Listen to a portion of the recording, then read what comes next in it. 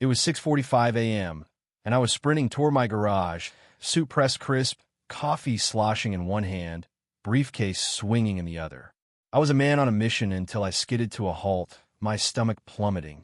There it was again, Lisa's rust-red SUV, sprawled across my driveway like it owned the place. I had 10 minutes to make it to the biggest job interview of my life, and her car was a smug roadblock.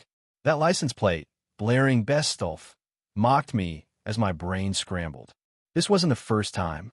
I'd begged, left notes, even pleaded with the HOA, but Lisa's SUV was a monument to her entitlement, and I was done playing nice.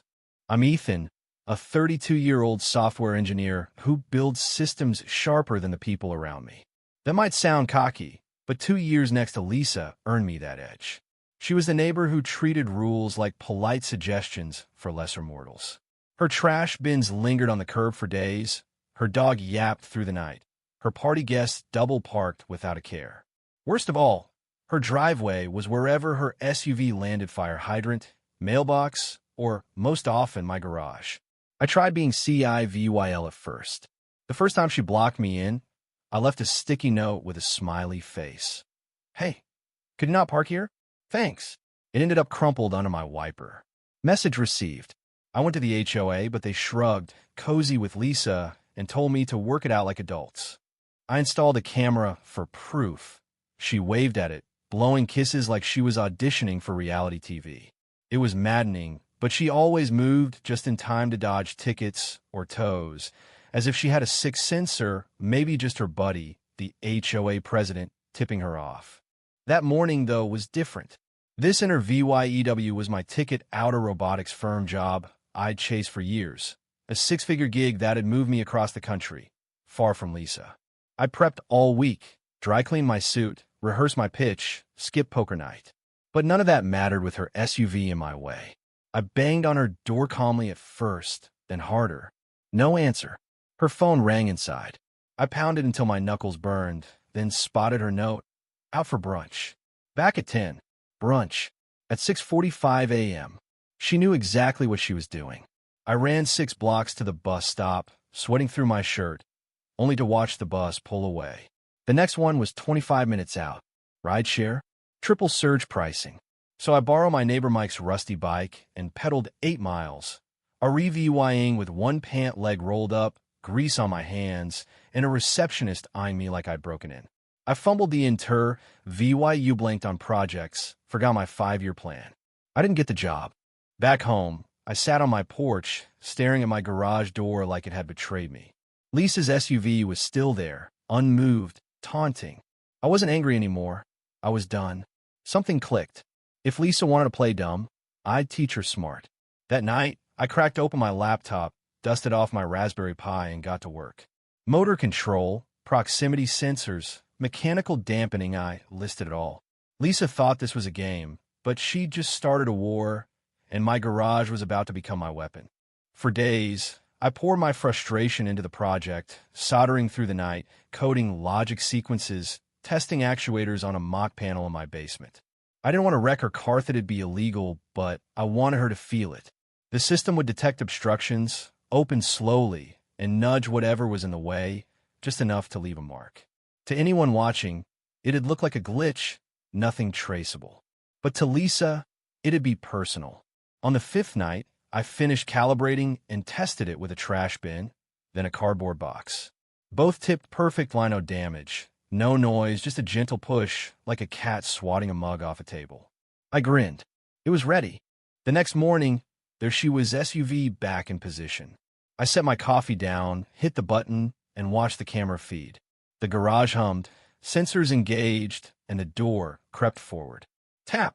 Her bumper twitched, and her alarm screamed. Lisa burst out in a bathrobe, shrieking like a banshee. I stepped outside, blinking innocently. "What the hell was that?" she yelled, jabbing at the garage. "Sensor glitch, maybe," I said, shrugging. "Happens." She stormed over, spotting a faint white streak on her bumper. Her jaw dropped. I didn't smirk, just sipped my coffee and offered a body shop's number. She stomped off, fuming. The satisfaction was electric, but I knew Lisa wouldn't quit. That SUV was her throne, and scratching it was like defacing her crown. She'd hit back, and she did fast. That evening, she sauntered past my house, sipping a smoothie, smirking. Her SUV was now parked just off my garage, not blocking it but close enough to taunt. She was daring me. I tweaked the system, added an ultrasonic sensor for wider detection, programmed it to treat any encroachment as a full obstruction, and set a 5-second delay to make it seem like the door was struggling. I tested on a folding chair, then an old fridge. Both got a firm nudge. Game on. Next morning, she was back, SUV smack against the garage garbage day, and she'd parked to block my bins, forcing me to move them. Petty didn't cover it. I triggered the door from inside. The camera caught it. Slow open, gentle bump, alarm blaring. Lisa flew out, phone recording, panning like she was on a courtroom show. "Caught you damaging my property," she barked. I strolled out calm. "You parked in front of my garage. It's automated." She huffed, turned her phone on me. "You think this is funny?" I tilted my head. "Not funny. Just tech." She stormed off. The HOA called later. Lisa had filed a complaint about my hostile system. The president, Paul, sounded like a disappointed dad. "Jake, your garage is damaging vehicles." I stayed cool. "Paul, I filed a complaint when Lisa blocked me 6 times. You said handle it like adults." I did. My system's safe, stops at 6 pounds of resistance, all compliant. Silence. "Just keep it cool," he muttered. Too late. Lisa got cautious, parking just far enough to avoid contact but close enough to mess with my parking. Then she escalated. All 4 of my tires deflated overnight. Valves loosened. My camera feed cut out at 2 a.m. power disabled. I doubled down, adding a solar power backup battery and a hidden camera in a plastic owl on my porch. Days later, I caught her on tape, sipping wine, laughing with a friend. "He thinks he's clever," she said, not seeing the owl's red light. "Wait till he sees what I do to his mailbox." My heart raced. Proof. I could have gone to the police, but I wanted something sharper. I added voice recognition to the garage, train on her outburst. "Open your stupid door." If she said it, the system would obey. It was bait, and she took it. At the community barbecue, Lisa's event, she'd set chairs on my lawn without asking. When I moved one, she snapped, "Don't touch that." I smiled, went inside, and played her voice clip over my porch speaker. "Open your stupid door."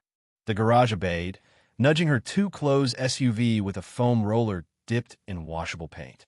A white stripe bloomed across her bumper. Her alarm wailed, guests gasped, and Lisa slipped in her sandals, face pale.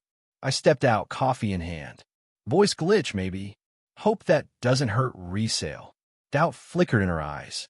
She wasn't sure she could win anymore. The barbecue incident shook the neighborhood. Neighbors whispered, some laughing, others feigning shock.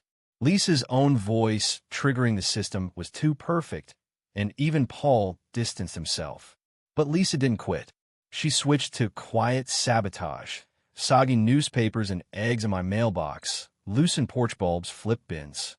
I baited her again, Leah VYing a fake note, "Don't let Lisa see the garage log USB," and taped an empty drive in my car. That night, my wheel well camera caught her sneaking in, grabbing it. I printed a still of her face mid-theft and taped it to her door. Her SUV vanished for 2 days, blinds shut. Then came her final move, an HOA complaint and a lawsuit for emotional distress and property damage, citing the garage nudges and paint. At the HOA meeting, she sat smug beside Paul. I laid out schematics, calibration logs, and the VY Deo of her stealing from my car. "It's compliant," I said. She triggered it herself, illegally parked. I handed Paul the USB. "This shows her breaking into my vehicle." Silence. Lisa hissed, "I didn't steal." I replied, "It's still a crime. I haven't gone to the police yet." The meeting ended early. Lisa stormed out.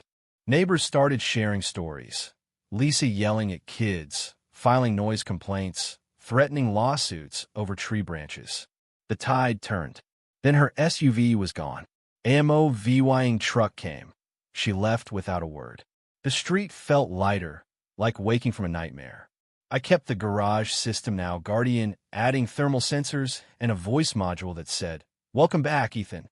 Neighbors asked for similar setups, and a smart home company offered a contract to prototype Guardian. Lisa's chaos had sparked my biggest career break. But peace didn't last. A black sedan with templates idled by Lisa's old house. A woman with a clipboard scanned the street, tied to Lisa's lawyer's firm. I upgraded Guardian with facial recognition and cloud alerts.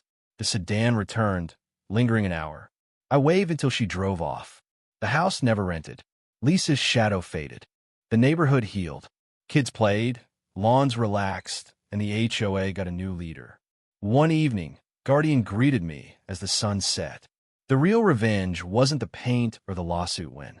It was peace, earned through smarts, not shouting. What would you have done if Ethan's shoes fought back with tech, or taken it to the cops? Was Ethan a hero or a petty mastermind? Did Lisa deserve her downfall, or did Ethan go too far? Drop your thoughts below, hit like if you love the drama, and subscribe for more stories that'll keep you glued.